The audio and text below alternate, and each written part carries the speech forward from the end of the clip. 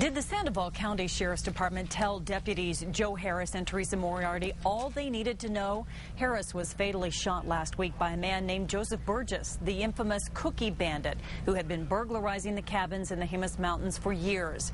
The deputies were on a stakeout in the Jemez when they got in a gunfight with Burgess, who also was killed. Now News 13 has learned that Burgess may have shot another deputy up there last November.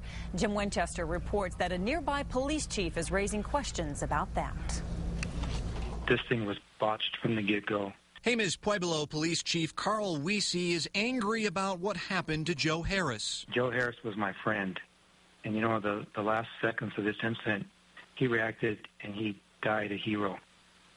But he didn't have to die. Wiese is especially angry about this report from the Sandoval County Sheriff's Department. It describes how a reserve deputy named Luke Dineland was ambushed and shot in the chest as he tracked the cookie bandit through the snow in the Jemez last November. Chief Wiese says he was never told about that incident. I'm really upset that we were never informed about this, because potentially myself and my officers and any other officers who might have been working in this area could have been put in danger. Deputy Dineland survived because he was wearing body armor that stopped the bullets. Wiese wonders if Sergeant Harris or his partner, Deputy Teresa Moriarty, knew about the attack. Neither of them had vests on during the stakeout, and they had no backup. Were they told?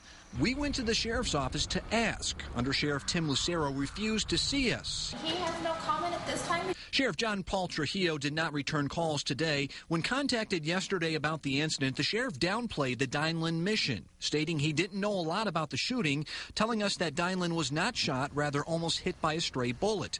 The sheriff also claimed investigators could never tie the cookie bandit to the incident, yet the report clearly names the cookie bandit and goes into great detail about why Dineland was tracking him when he was shot. Wiese says he doesn't know Deputy Dineland and wonders who sent him after the fugitive. I don't know his background, whether he has the proper type of training, but if he was sent up there alone to try to track this guy down, that was not right. News 13 has learned that Luke Dineland, who some describe as a part-time bounty hunter, was not a certified police officer and, in fact, had no police powers.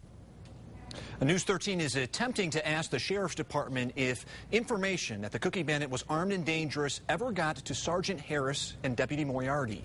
Again, the only comment we got from Sandoval County Sheriff's Department today was no comment. Diane?